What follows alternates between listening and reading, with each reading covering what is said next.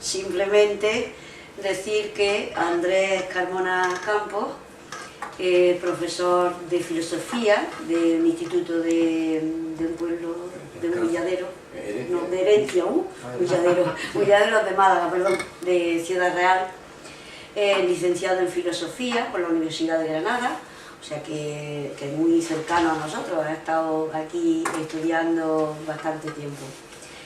Es licenciado en antropología social y cultural, máster en filosofía, vicepresidente de Europa Laica, socio de la Sociedad para el Avance del Pensamiento Crítico, que es una asociación agnóstica, autor de numerosos artículos en revistas escépticas y laicistas, entre ellas en el cuaderno, un artículo muy interesante, este cuaderno de apuntes del laicismo, tiene un artículo que se titula Ciencia, Creencia y Laicismo.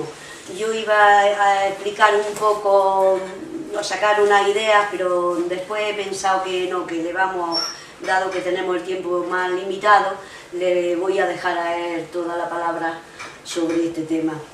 También ha sido ponente en muchísimas jornadas, eventos laicistas y escépticos, o bien de filosofía. Y le doy ya la palabra. Sí. Primero, muchísimas gracias a Granada Laica, Unilaica, por la invitación. Una invitación que os podéis imaginar que me apabulla un poco, porque he visto el listado de ponentes que van a estar aquí en las semanas sucesivas. Bueno, pues tener el honor de ser el primero que inaugure estas jornadas me parece excesivo. Me han dicho expertos en diferentes temas, digo, pues me tendré que ir, porque yo no soy experto en ninguno de los temas. Sí que es cierto, bueno, lo primero, también el agradecimiento y estoy muy contento, muy orgulloso, ahora hablo como vicepresidente de Europa Laica, de que se haya tenido esta iniciativa, porque creo que, como decía muy bien Manolo, es cierto que el laicismo no se queda solo en lo que nos viene a la cabeza ahora cuando pensamos en laicismo, ¿no? Pensamos en laicismo y pensamos en pues, separación de iglesia-estado y cosas así, pero el laicismo es mucho más que eso. Y el laicismo tiene también mucho que ver con la racionalidad, tiene que ver con el conocimiento, y eso es lo que espero pues, explicaros aquí en esta charla. Y ahora ya doy la charla como solo Andrés Carmona y no como vicepresidente de Europa Laica. También quisiera que eso quedara claro. Voy a exponer aquí lo que son mis opiniones, lo que es mi perspectiva absolutamente personal y por supuesto pues, falible, sometida a error, y no como vicepresidente de la asociación. Cuando se me dio el título del tema, yo dije, vamos a ver, el conocimiento, la racionalidad, el laicismo, en principio son cosas que están separadas. En principio, todo lo que tiene que ver con racionalidad, con laicismo, tiene que ver con una parte de la filosofía, que es la nosiología, y si hablamos de la ciencia, la epistemología, mientras que el laicismo tiene que ver con la filosofía política. En principio parece que son cosas separadas y cosas que no tienen nada que ver. Espero a lo largo de la charla pues, poder mostrar que sí que hay relaciones entre unas y otras. Para llamar la atención, quería poner primero esta gráfica. Es una gráfica de la encuesta Gallup que hacen en Estados Unidos y cada cierto tiempo van evaluando ciertas opiniones de los americanos, norteamericanos, sobre algunos asuntos. Y en este caso bueno, hay una pregunta que preguntan durante varios años, según la gráfica 1982 hasta 2010, y es lo que ellos opinan sobre el origen del ser humano. No sé si la veis bien desde ahí, la gráfica de la primera, la de arriba, es el porcentaje que responde que Dios creó a los seres humanos tal y como son en la actualidad, es decir, lo que llamamos el creacionismo. Los creacionistas de Estados Unidos, los que piensan que el ser humano fue creado directamente por Dios, no a partir de antepasados comunes con otros primates, sino directamente tal y como es en la época actual. Abajo del todo sería quienes piensan que los seres humanos proceden por evolución, tal como dice la teoría de la selección natural, sin ninguna intervención divina, y en medio quienes aceptan la teoría de la evolución, pero bueno, entienden que de alguna manera Dios estaba guiando ese proceso. Si nos damos cuenta, hay un escalofriante, más o menos 40 y tantos % de norteamericanos que rechazan la teoría de la evolución, que ellos creen que Dios creó al hombre directamente, tal y como es en la actualidad, hace unos 10.000 años. Claro, esto contradice las teorías científicas del Big Bang, la teoría de la selección natural. En principio esto no tendría que preocuparnos, es decir, como laicistas, nos tiene que dar igual que haya gente que crea en esto o que crea en otra cosa. Porque en principio deberíamos incluso defender a ultranza el derecho de que si uno quiere ser creacionista tiene que tener derecho a poder serlo sin sufrir ninguna discriminación por eso. El problema es cuando otras encuestas, como esta que os pongo aquí, viene a decir que más de la mitad de los adultos quiere que el creacionismo se enseñe en las escuelas. Eso sí es preocupante. Si lo que una persona pueda creer en su conciencia, bueno, pues está ahí protegida en el ámbito privado y eso es lo que defendemos. Pero distinto es la escuela, especialmente la escuela pública. ¿Tiene lugar el creacionismo en las escuelas públicas? En la encuesta he recortado aquí porque dice que en España hay un 38% de los encuestados que prefieren que la teoría de la evolución se enseñe junto a otras teorías como el creacionismo. Eso significa que en España hay casi un 40% de personas que les gustaría que sus hijos en las escuelas, cuando le toque el tema 1 de biología, el origen de la vida y el origen de los seres humanos, les digan, bueno, pues en la teoría que la de se origina con Darwin y tal, y también hay otras, como por ejemplo la creación directa, tal y como dice la Biblia. Ahí es donde yo creo que hay un ejemplo en el que se ponen en contacto las cuestiones gnoseológicas con las cuestiones de la filosofía política. Es decir, desde el punto de vista laico, de un Estado que fuera laico, que respetara plenamente la libertad de conciencia, ¿tendría sentido explicar el creacionismo en las escuelas como forma de defensa de la libertad de conciencia? ¿O por el contrario, habría solo que explicar las teorías científicas de la evolución? O, si nos ponemos en una teoría que diré luego después, de Paul Feyerabend, si en las escuelas habría que explicar ciencia, la teoría de la evolución, creacionismo, magia, chamanismo, curanderismo. Paul Feyerabend defiende eso, ahora lo veremos después. Entonces yo sí creo que ahí es donde hay un punto de unión y es a partir del cual yo quería que empezáramos a hablar.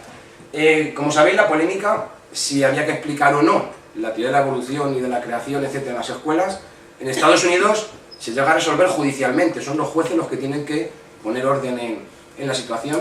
Os he puesto en las imágenes a John Scopes, que como sabéis fue multado a principios del siglo XX por enseñar la teoría de la evolución en el estado de Tennessee, donde estaba prohibido, solo se podía enseñar la teoría creacionista, y bueno, pues John Scopes la enseña. Hay un juicio que es muy famoso, la película de La herencia del viento, que os he puesto en la carátula, bueno, pues recrea lo que fue el juicio del mono, como se le conoció en los medios de comunicación. Y claro, en Estados Unidos tienen la famosa primera enmienda de la Constitución que separa la religión de la política. El dilema que tienen allí los jueces es, si en un Estado que separa religión de política, si tiene lugar la teoría, el creacionismo dentro de las escuelas públicas. Resumiendo muy rápidamente lo que sucedió bueno, lo que fue toda la historia, ¿no?, del creacionismo y el evolucionismo en los juicios. Sabéis que al principio los creacionistas querían la prohibición de la teoría de la evolución en las escuelas, esa era su idea inicial, que se prohibiera y que, por ejemplo, pues a John Scopes lo condenaron, de hecho lo condenaron a pagar una multa. Finalmente los jueces dicen justo lo contrario, que lo que no se puede es en las escuelas públicas enseñar la teoría religiosa, que la primera enmienda lo que hace es separar ambas cosas y que no se puede explicar religión en las escuelas públicas. En una segunda fase, los creacionistas aceptan la sentencia y quieren presentar su teoría no como religiosa, sino como científica. Son los años en los que se hablaba del creacionismo científico, existía esa expresión, y lo que ellos decían era que la teoría de la evolución era una teoría científica, pero que el creacionismo era otra teoría igualmente científica. Entonces ellos exigían que se enseñaran las dos a los alumnos para que ellos luego pudieran elegir la que más les interesara. Finalmente, en otra serie de juicios tampoco les dieron la razón, los jueces vinieron a decir que el creacionismo científico, que es un oxímoron, que no podía ser, que si era creacionismo no era científico, y si era científico no podía ser creacionismo. Y en una tercera fase, como sabéis, o no sé si sabéis, pero os lo comento, ahora el creacionismo se presenta camuflado como diseño inteligente. Es una forma mucho más sutil de presentar las ideas creacionistas, ya no se menciona directamente a Dios, sino que se habla de, bueno, es una reedición del argumento de la causa final de Aristóteles, pero bueno, más o menos se viene a plantear la misma idea, y en algunas universidades de Estados Unidos se consigue colar como teoría, y de hecho, bueno, no sé si fue aquí en Granada o por otro sitio, donde hubo unas jornadas sobre diseño inteligente que se llegaron a hacer en universidades españolas. Por tanto, lo que tenemos que comentar aquí hoy es si el creacionismo es conocimiento, o si es religión, o si es creencia, qué relación hay entre las creencias, el conocimiento, la libertad de conciencia. Y yo lo que he preparado es una exposición en la que, remitiéndome desde la antigüedad, pretendo llegar hasta el momento actual, evidentemente muy rápido, saltando por algunos episodios que considero importantes, para luego llegar a algunas conclusiones. Cuando hablamos de conocimiento, espero que no haya aquí mucho de filosofía, porque este esquema que he hecho pues, es muy simple, y si hubiera aquí alguien de filosofía pues me diría, eso está totalmente equivocado. Pero bueno, a efectos sencillos, decimos que algo es conocimiento si es una creencia, es decir, si es una convicción de la que una persona esté absolutamente segura, que sea además verdadera, es decir, no basta con que alguien esté convencido, sino que además esa convicción sea verdadera. Aquí podríamos estar toda la noche hablando que se entiende por verdad. Yo voy a hablar de verdad como adecuación, la concepción más intuitiva, más sencilla. Algo es verdad, sí, cuando lo enuncio coincide con lo que hay. Si yo digo ahora mismo está lloviendo y afuera está lloviendo, pues entendemos que es verdad. No basta con que sea una creencia, no basta que sea verdadera, además tiene que estar justificada. Si yo digo que está lloviendo porque los dioses no bendicen con el agua divina, es una creencia, yo creo que está lloviendo, es verdad, porque está lloviendo, pero eso no justificaría, pensar que son los dioses los que hacen que esté lloviendo no justificaría eso como conocimiento. El problema es, pues pongo la interrogación, ¿qué entendemos por justificación? ¿Qué entendemos cuando decimos que una creencia está justificada? Si no tiene justificación y no sabemos si es verdadera 100%, hablaríamos de fe, eso es la fe. Hebreos 11 dice que la fe es la certeza de lo que no se ve, es decir, la convicción profunda de algo de lo que no tenemos pruebas. Si no hablamos de fe, si hablamos de conocimiento, hay que pensar qué justifica que algo lo podemos entender como conocimiento seguro o 100%. Ahí es donde está el dilema filosófico, el problema de la gnoseología. ¿Qué tiene que hacer una proposición para que entendamos, o un enunciado para que entendamos que está justificado como conocimiento? Desde antiguo ya los seres humanos distinguían lo que es la apariencia de la realidad, una de las primeras distinciones que se aprende en filosofía. Una cosa es lo que las cosas parecen y otra cosa es lo que las cosas son. Los seres humanos primitivos ya aprendieron a distinguir pues, lo que parecía una seta muy sabrosa de lo que realmente era una seta venenosa. Las cosas no siempre son lo que parecen y de ahí la diferencia ontológica entre apariencia y realidad, entre lo que algo parece que es y lo que es realmente. Los antiguos griegos en la gnoseología ya lo distinguían como doxa y episteme. Doxa entendida como opinión, el conocimiento probable, el conocimiento de lo que parece que son las cosas, y la episteme como el conocimiento cierto o el conocimiento seguro. En Oriente tiene una distinción similar, que es la de Maya y Brahma, que vendría a ser Maya la ilusión y Brahma pues la auténtica realidad profunda. Pongo estas imágenes para ejemplificarlo. Aparentemente, un delfín es un pez y un murciélago es un ave, porque está en el agua y porque tiene alas y vuela. Realmente sabemos que son mamíferos. Entonces, el problema que se plantea es, ¿será posible llegar al conocimiento? ¿Será posible encontrar conocimientos que sean 100% seguros y de los que no quepa ninguna duda? Porque algo puede parecer una cosa y luego ser otra, pero también puede ocurrir una cadena infinita. Puede que algo parezca una cosa, que luego nos demos cuenta que no era eso, sino que era otra, pero que esto también es una ilusión, otra apariencia de otra cosa. Pero, ¿cuándo conseguiríamos llegar a un punto en el que dijéramos, no, ya, aquí, esto es la realidad, esto ya no es apariencia, esto es la auténtica realidad? Desde la antigüedad ha habido dos respuestas a esa pregunta. La de los dogmáticos y la de los escépticos. Aquí tengo que hacer una aclaración. Yo voy a usar los términos tal y como se usan en filosofía, que no siempre coinciden con los términos tal y como usamos en el lenguaje común. Hoy en día diríamos que una persona dogmática es una persona fanática, un fundamentalista, quien cree en una verdad religiosa y por más que le digan no hay forma de bajarlo del burro. Y un escéptico hoy en día es alguien pues, que duda o directamente niega pues, afirmaciones como que haya ovnis que visiten la Tierra, o la homeopatía, el curanderismo, etc. Sin embargo, un escéptico actual, como puede ser James Randi, no duda de la ciencia, es decir, toma la ciencia como el conocimiento más seguro, más verdadero, y lo que hace es que pone en cuestión todo lo que es pseudocientífico, paranormal, etc. Esos no son los significados con los que en filosofía se utilizan estas palabras. La distinción de escépticos y dogmáticos viene de Sexto Empírico, cuando él dice que hay dos tipos de filosofía, exactamente dice tres, pero vamos a simplificar en dos. Dice, los filósofos se pueden agrupar en escépticos y dogmáticos. Él por dogmático entiende cualquier filosofía que crea que es posible el conocimiento seguro de la verdad. Si hay una filosofía que cree que podemos alcanzar la diferencia entre doxa y episteme, y que la episteme es asequible, que podemos conocer las cosas 100% de verdad, eso sería dogmático. Y los filósofos que piensen que eso es imposible, que siempre nos moveremos dentro de la doxa, que siempre nos moveremos en la opinión, que es imposible encontrar conocimientos ciertos y verdaderos al 100%, esos serían escépticos. Los escépticos, como pensaban que era imposible alcanzar el conocimiento absoluto, que solo quedaba la doxa, ellos al final llegaron a la conclusión de la epogé. La epogé es la suspensión del juicio, es decir, no decantarte ni por una opinión ni por otra distinta. Si dividimos estas dos primeras clasificaciones, tendríamos que en este sentido filosófico, dogmáticos serían lo que podemos llamar los gnósticos, del griego gnosis, que es cualquiera que crea que hay alguna vía que no es racional para llegar a alguna verdad profunda. Por ejemplo, en las religiones mistéricas, las religiones órficas, la religión en general, que cree en la revelación divina, cualquiera que crea en la astrología, en cosas de estas, cree que hay una forma no racional de conseguir la verdad.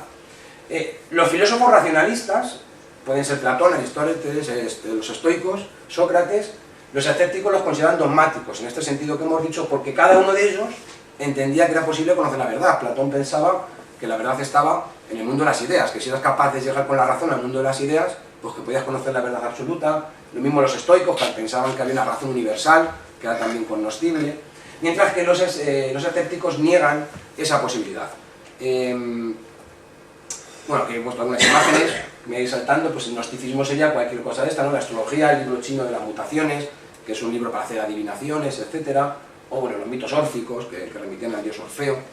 Platón y Aristóteles con máximos ejemplos de racionalistas antiguos, y me interesan más hablar de los escépticos. El fundador del escepticismo es Pyrrhon de Elis. Pyrrhon de Elis, si aquí hay alguien un escéptico moderno, en el sentido moderno, lo llamaríamos un magufo, es decir, en su época, Pyrrhon de Elis, hubiéramos dicho, este es un magufo. Un magufo es alguien que cree en cosas de estas extrañas, por así decirlo, por decirlo de alguna manera. Pyrrhon de Elis pensaba que era imposible el conocimiento absoluto, que solo quedaba la opinión, y le entendía la epogé como indiferencia absoluta. Había que ser absolutamente indiferente a todas las opiniones.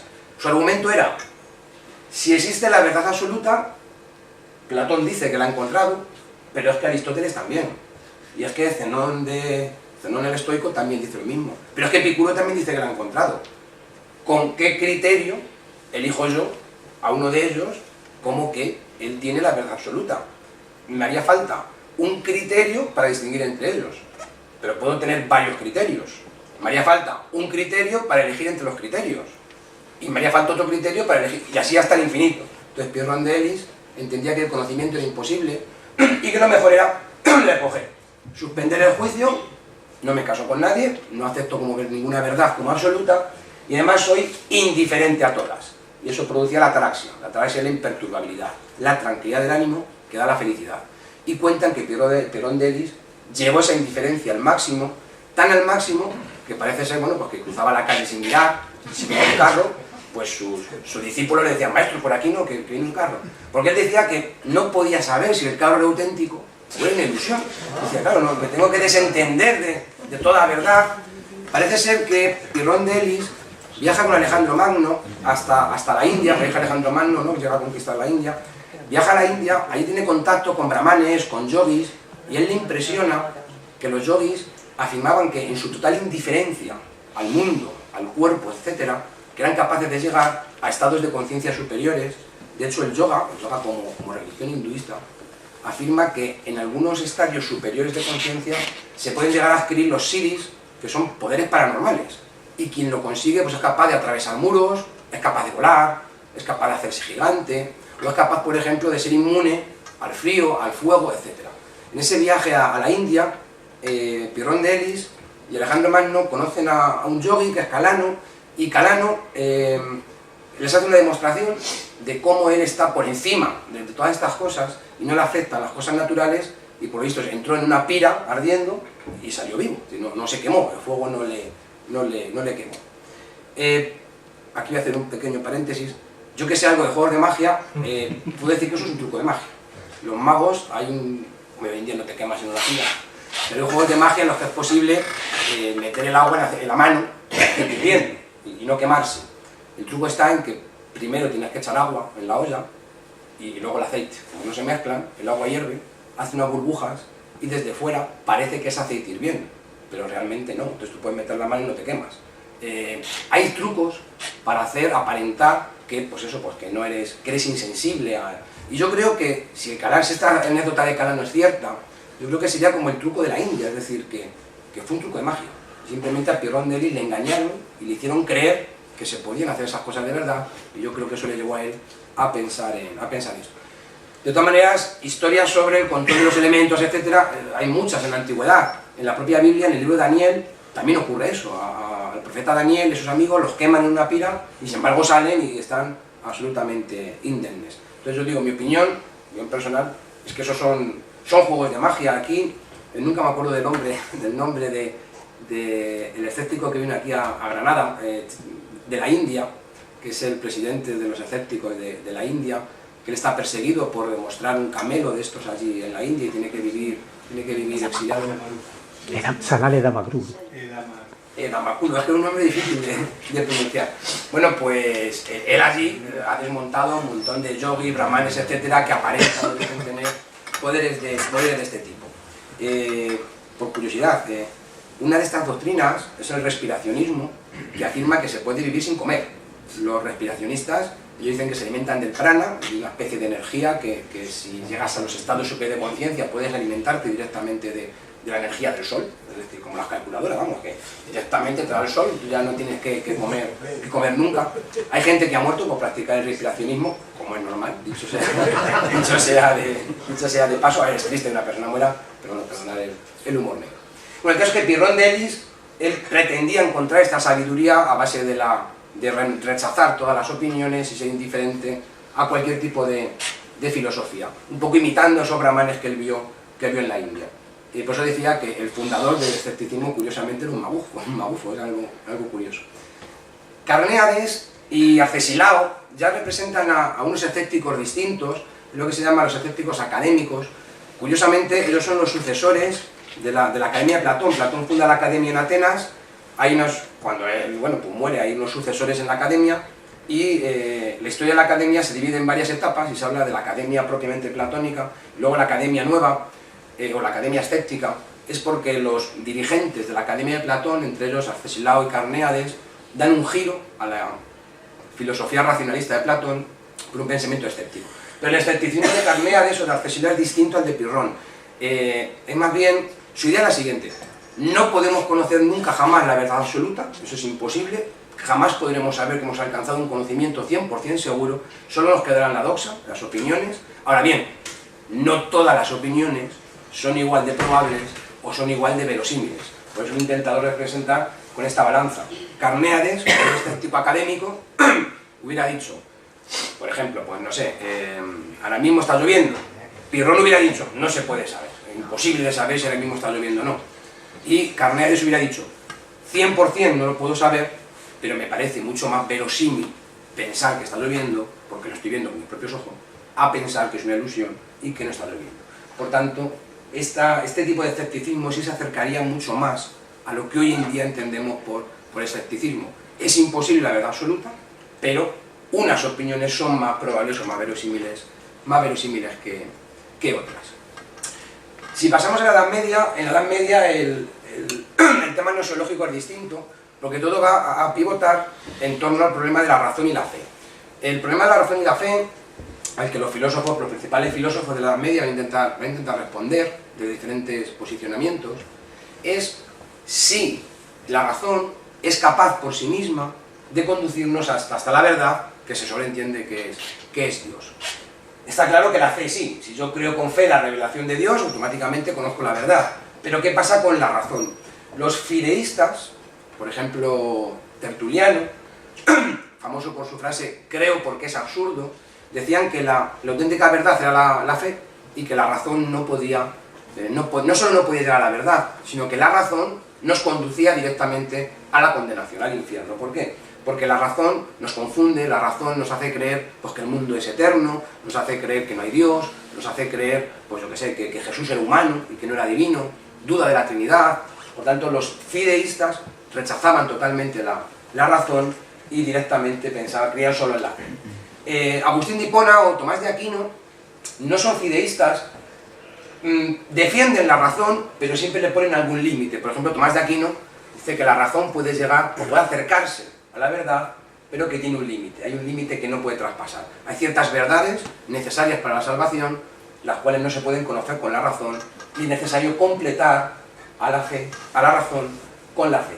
Curiosamente, los pensadores religiosos de la Edad Media van a tomar ideas del escepticismo, van a coger ideas de los filósofos escépticos precisamente para denigrar a la razón, para decir que la razón no es una fuente fiable ni segura de conocimiento, y si la razón no es una fuente segura de conocimiento, digamos otra, y esa otra va a ser la fe. En la Edad Moderna hay un punto de inflexión que es muy importante, porque es la Reforma Protestante. Durante la Edad Media, el catolicismo entiende que la verdad está depositada en la fe, y que esa fe se ha revelado por Dios, que está en la Biblia, pero la Biblia no es directamente asequible, porque la Biblia es confusa. Entonces la Iglesia, a través de la tradición y la autoridad de los concilios, es la que deja bien clara cuál es la verdad en forma de dogmas. Lutero, al hacer la Reforma, va a plantear una idea revolucionaria, y es que no hace falta la intermediación de la Iglesia para llegar a la verdad, que cada cual, por sí mismo, puede leer la Biblia y encontrar por sí mismo, sin mediación de la Iglesia, la verdad que está en la Biblia. Y el criterio para estar seguro que hemos encontrado esa verdad es la propia conciencia. Es la conciencia la que, en su convicción absoluta, te da a entender que has encontrado la verdad. Curiosamente, Erasmo de Rotterdam va a estar en contra de esta idea de Lutero. Erasmo va a defender las ideas católicas, y Erasmo, aunque era humanista y tal y cual, él va a decir, claro, él plantea a Lutero una objeción escéptica. Erasmo recoge el hilo escéptico y le plantea a Lutero, claro, pero un creyente puede estar convencido en conciencia de una idea que extrae de la Biblia, pero es que otro creyente, que haga también el libre examen de la Biblia por sí mismo, puede llegar a una conclusión distinta a este creyente. Pero es que un tercer creyente puede llegar a una conclusión también distinta, y los tres están igual de convencidos, sinceramente en su conciencia, de que han encontrado la verdad. Claro, ¿cómo distinguir cuál es la conciencia que está en lo cierto y cuál es la conciencia que está en el error, ¿no? El argumento escéptico del regreso al infinito a la hora de encontrar los criterios. Por eso Erasmo de Rotterdam decía, más vale quedarse con la tradición, quedarse con la autoridad de la Iglesia, que si durante siglos ha establecido la verdad, será porque es cierta, y si no, no hubiera pasado la prueba del tiempo. El caso es que Lutero era el que introduce el concepto de conciencia, de libre examen, de la conciencia que es ella misma la que encuentra la verdad. Hay que tener en cuenta que estamos en un contexto que viene de la Edad Media, con la Inquisición, que está persiguiendo, bueno, la Inquisición sería el máximo ejemplo de lucha contra la libertad de conciencia, porque persigue a todo aquel que tiene ideas contrarias a los dogmas establecidos.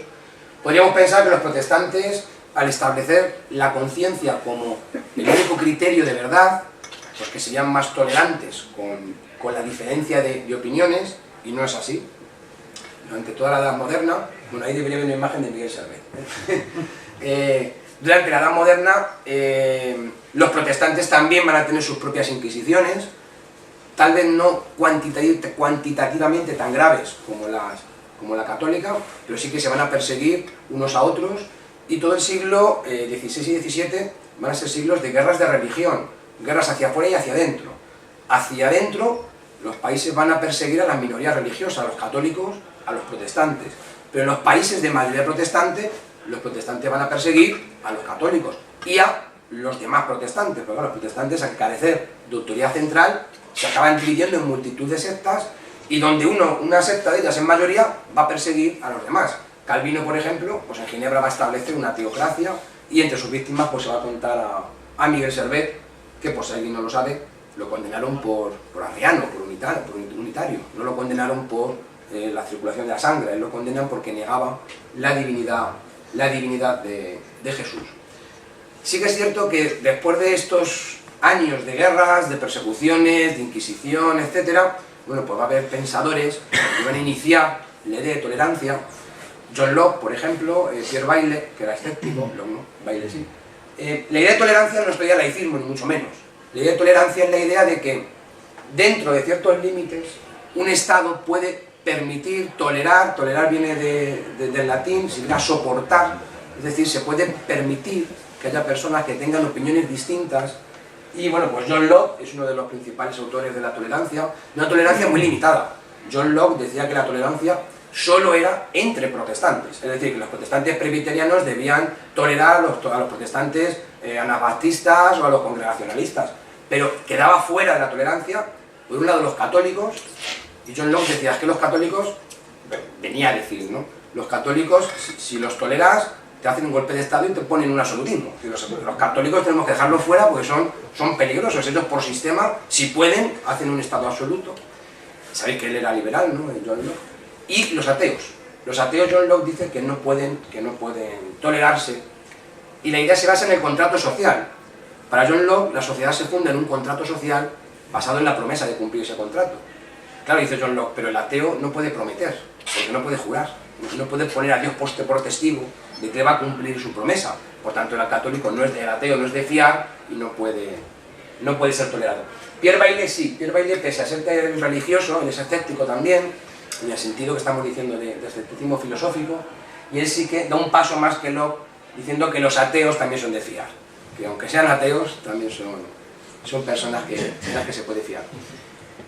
La Reforma va a dar pie de nuevo a los argumentos escépticos. Entonces el escepticismo, que desde el final de la Edad Antigua hasta la Edad Media, durante la Edad Media había estado muy de capa caída, a partir de la Edad Moderna vuelve a resurgir y va a haber, bueno, pues, filósofos como Montaigne, Gassendi, Baillet, que van a recuperar estas ideas escépticas que venían de la antigüedad. El René Descartes, por ejemplo, él va a escribir sus libros pretendiendo refutar el escepticismo. El interés de Descartes es demostrar una verdad tan absoluta que entonces se quede refutado para siempre las dudas escépticas que él cree, bueno, pues, que ha encontrado en el cogito, dice, ¿no? Que la certeza indudable de pienso luego existo, que ese es el fundamento sobre que se puede fundamentar el conocimiento, y a partir de ahí, bueno, pues ir descubriendo otras verdades. En el siglo XVIII el escepticismo va a tomar otra forma, que va a ser el empirismo, y tenemos a David Hume como uno de los principales impulsores del empirismo. David Hume va a decir que el conocimiento racional no es posible, es decir, que el conocimiento racional, como mucho, puede dar lugar a verdades formales, pero que no puede ampliar el conocimiento del mundo, y que el conocimiento del mundo solo se puede ampliar de un modo empírico, con la experiencia, pero que la experiencia es limitada. La experiencia no te puede nunca ofrecer un conocimiento universal y necesario. Un ejemplo sencillo: por muchos cuervos negros que veamos, nunca podremos saber que hemos visto el último cuervo negro. Nunca podremos decir, ya está, empíricamente, todos los cuervos son negros. Siempre quedará la duda de si no habrá en algún sitio un cuervo que sea blanco. Por tanto, David Hume, desde el escepticismo empirista, bueno, pues le puso unos límites al conocimiento. Otro punto más importante, aquí tenéis un cuadro del Mayflower, es cuando volvemos un poquito para atrás, cuando los puritanos ingleses emigran desde Inglaterra hasta América. Y esto es importante porque los puritanos eran calvinistas. Sabéis que el rey Enrique VIII, aparte de matar esposas, tenía como costumbre fundar religiones. Él funda la suya propia, el anglicanismo, del cual él se hace cabeza de la iglesia, y el anglicanismo en su origen es una mezcla de catolicismo y de protestantismo. Entonces los protestantes calvinistas de Inglaterra no estaban conformes con los restos de catolicismo que todavía quedaban en el anglicanismo, son perseguidos por los anglicanos, y entonces estos calvinistas, que se llaman puritanos porque querían purificar el anglicismo de elementos católicos, lo que hacen es que emigran en el Mayflower y viajan hasta América, fundan las colonias americanas, y bueno, pues esa imagen, ¿no?, que tenemos de los primeros peregrinos. Y uno de ellos que me interesa destacar es Roger Williams. Roger Williams es el fundador del estado de Rhode Island, y lo que nos interesa a nosotros es que él era un calvinista, sí, creo que era calvinista, fundamentalista total.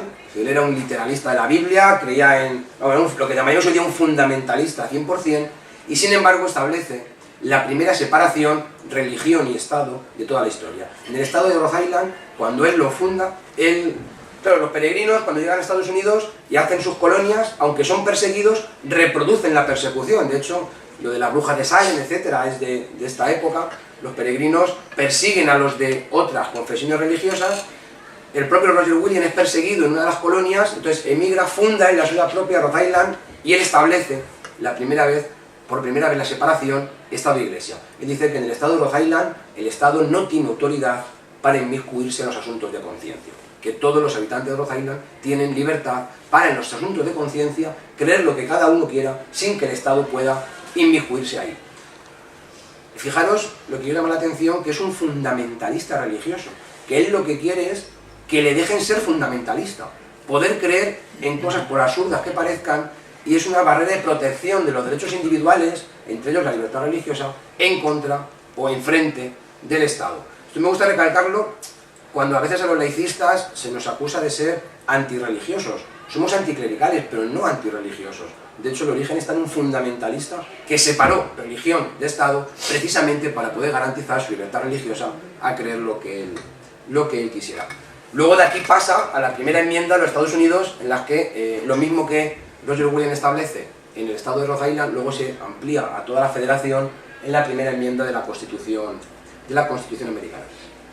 También en el siglo XVIII culmina lo que llamamos la revolución científica, y esto va a suponer otro punto de inflexión. Cuando el debate entre dogmáticos y escépticos en el mundo antiguo están hablando de si la ciencia puede o no establecer verdades absolutas, estamos hablando de una idea de ciencia que subyace, que son las matemáticas de la época. Pensemos que ciencias como la física, la química, etcétera, prácticamente en el sentido actual no existían en el mundo antiguo. Claro, la ciencia moderna va a cambiar todo, porque ahora aparece un nuevo tipo de conocimiento a partir de Galileo, Newton, etcétera, que está consiguiendo una sistematicidad increíble a la hora de conseguir conocimiento, una justificación muy grande en términos lógicos, en términos empíricos, en términos experimentales, que genera un gran consenso entre los científicos, a diferencia de, por ejemplo, las cuestiones metafísicas. Immanuel Kant, en el prefacio a la crítica a la razón pura, él empieza diciendo eso, ¿no? Él habla de los escépticos y los dogmáticos, y él dice, lo que me llama la atención es que los científicos modernos se ponen de acuerdo en las cuestiones que ellos investigan, y sin embargo los filósofos, desde los tiempos de Aristóteles y Platón, llevamos discutiendo exactamente los mismos temas sin llegar a ningún punto de acuerdo. Entonces él dice, no me extraña que los escépticos usen eso como argumento en contra de la razón. Claro, el escepticismo en el sentido antiguo no se va a poder mantener, porque ante la ciencia moderna es muy difícil ser escéptico, es muy difícil pensar que el agua no se compone de moléculas de oxígeno y de hidrógeno, H2O. Esto da lugar también a que el racionalismo se radicalice en la forma de ilustración. Los ilustrados van a coger la filosofía racionalista, el culto a la razón, la idea de razón, y van a pensar que con la razón concretada en la física de la época sí que se puede conocer la verdad absoluta. Cuando hablamos de otras maneras de ilustración, y me gusta poner a Mary Wollstonecraft para que sepamos también que hubo mujeres ilustradas, que a veces pensamos solo en los hombres, pero también pocas por la época que era y el gran machismo que existía, pero también hubo mujeres como ella o como la autora de la Declaración de Derechos de la Mujer y la Ciudadana, que no me acuerdo el nombre, no me sale ahora el nombre. Luego a mitad de la charla diría, anda, era fulente. Hay dos tipos de ilustración, hay dos ilustraciones.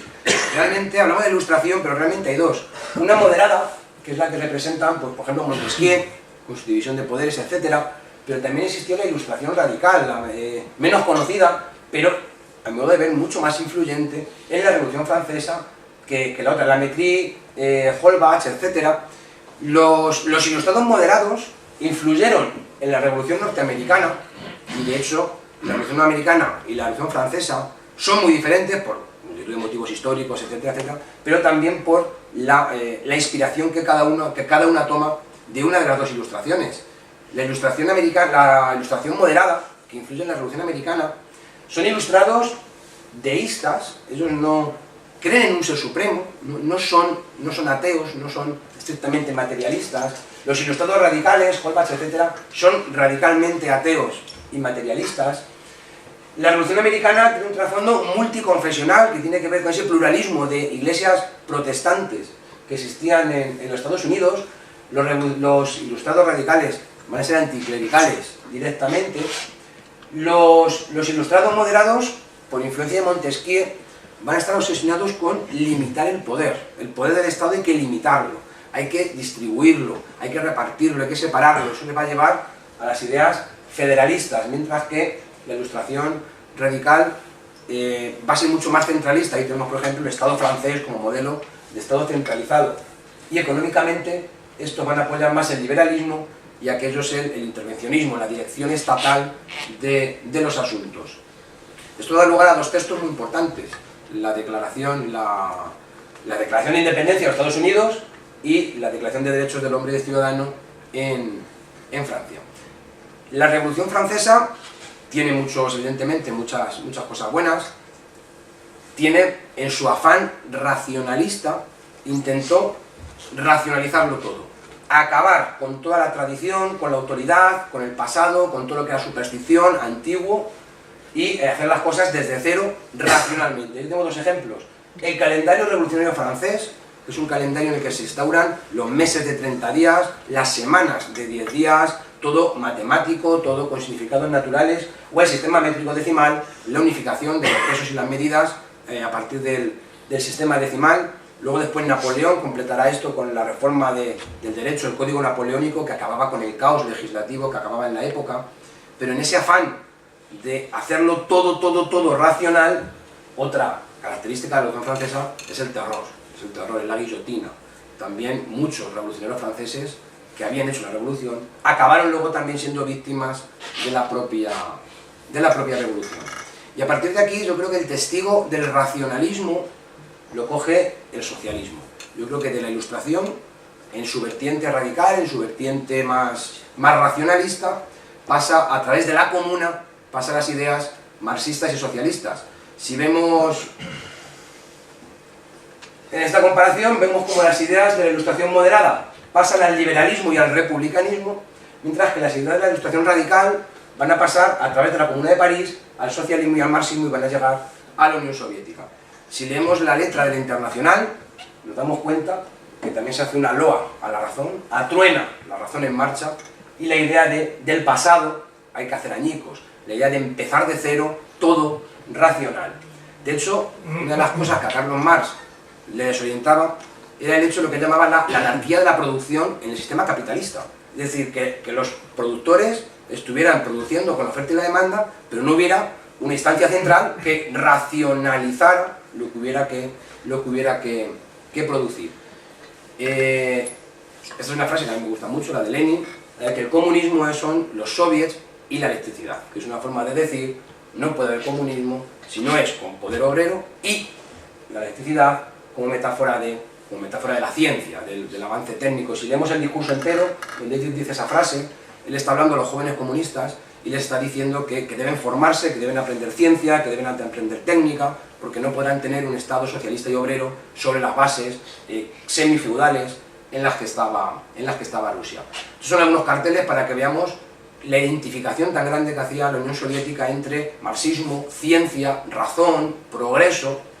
De hecho, del Diccionario Soviético de Filosofía, en varias ediciones, he sacado dos, la del 46 y la del 59. En la primera se dice que el materialismo dialéctico es la ciencia, la idea de que es algo científico.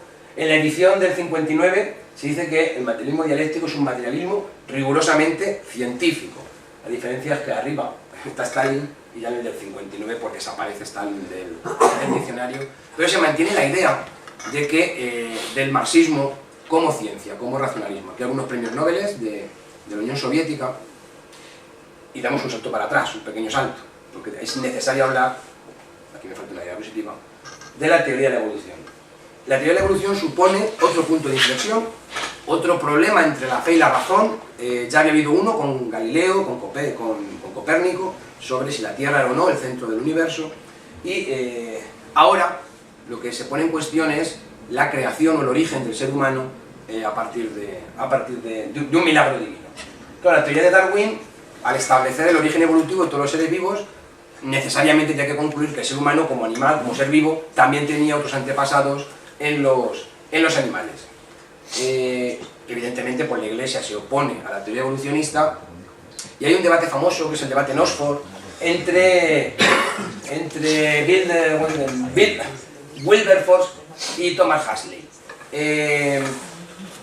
el obispo lo que venía a decir es, bueno, a defender es el creacionismo literal de la Biblia, y Huxley, que le llamaban el bulldog de Darwin, lo que defiende es el evolucionismo en contra de la religión. Aquí destaco a Huxley porque es el inventor del término agnosticismo. Antes me has presentado como que RP es una asociación agnóstica y no es escéptica, no es agnóstica. Aunque se puede entender el agnosticismo como una versión del escepticismo, pero quería distinguirlo rápidamente.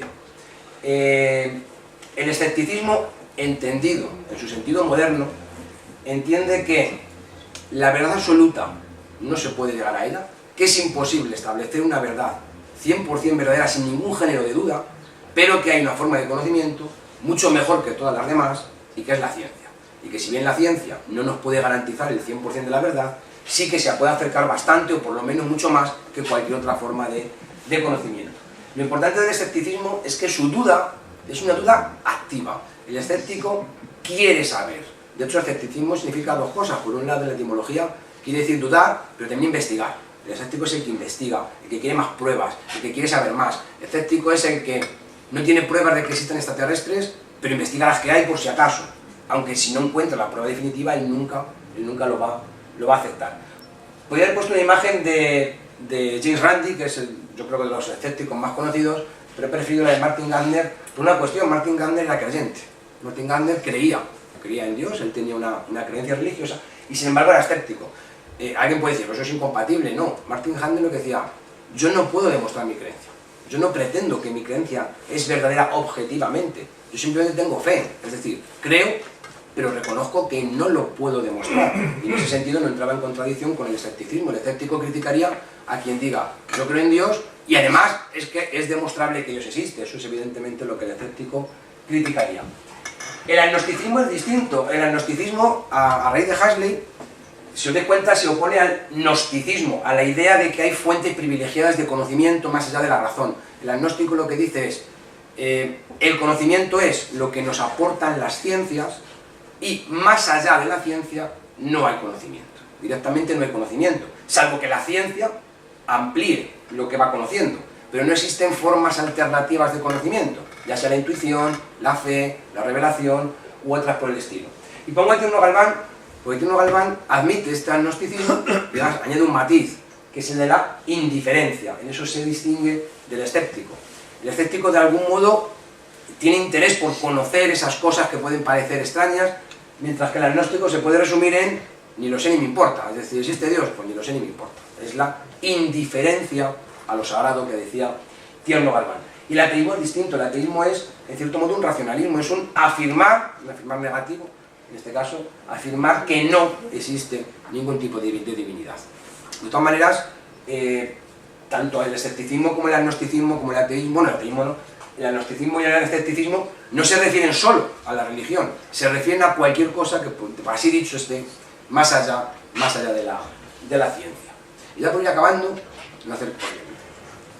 sí, nos acercamos al siglo XX, y el siglo XX tiene algunas de las experiencias más horribles de toda la historia de la humanidad, aquí representada por las bombas atómicas y los campos de exterminio. Es un siglo de guerras, es un siglo de destrucción, es un siglo de discriminación, está el apartheid, está, bueno, multitud de formas horrorosas de hacer daño, y esto va a crear en la filosofía lo que se va a llamar la dialéctica de la ilustración. Es decir, se suponía que la ilustración, a través de la razón, nos iba a conducir a un mundo de felicidad, de progreso, sin enfermedades, de abundancia, y sin embargo lo que hemos llegado son a 2 guerras mundiales, a la posibilidad atómica de destrucción total del planeta, a la contaminación. Autores como Horkheimer y Adorno van a alcanzar, partiendo de ideas inicialmente marxistas, ellos llegan a conclusiones pesimistas. La razón es negativa, la razón conduce a monstruos, la razón es algo... la razón tiene una cara oscura, tiene un valor instrumental que no es liberadora por sí misma. Karl Popper va a recoger el testigo de la ilustración moderada, él va a defender la sociedad abierta, la democracia liberal, él va a decir que la razón es la mejor forma de conocer el mundo, pero que la razón tiene unos límites, y si la razón se toma como verdad absoluta, puede pues, producir monstruosidades, puede llegar a producir los totalitarismos, etc. Y ya, para concluir, llegamos al relativismo científico. En el siglo XX, la filosofía reniega, o parte de la filosofía, reniega de la ciencia, reniega del conocimiento científico. Thomas Kuhn va a decir que hay diferentes paradigmas y que entre ellos son inconmensurables, que son incomparables, y que no hay paradigmas científicos unos mejores que otros, que la elección entre paradigmas no es una cuestión de conocimiento, sino que es una cuestión de intereses. Paul Feyerabend es el que va a decir que todo vale, esa es la famosa frase de su libro, todo vale, no hay ningún método de conocimiento mejor que los demás, la ciencia, el chamanismo, el curanderismo, todas son formas igual de válidas de conocimiento. Y Bruno Latour, con la sociología de la ciencia, va a decir que los científicos no aportan conocimiento, sino que es una empresa interesada, que busca intereses económicos y que sus producciones no tienen más valor que las producciones, como decimos, de, pues eso, de los chamanes, etc. Aquí tenemos, esto es un extracto del libro de Contra el método de Feyerabend, donde dice lo de la única regla es la de todo vale, y ahora lo dejamos con el laicismo. Él defiende la separación entre el Estado y la ciencia.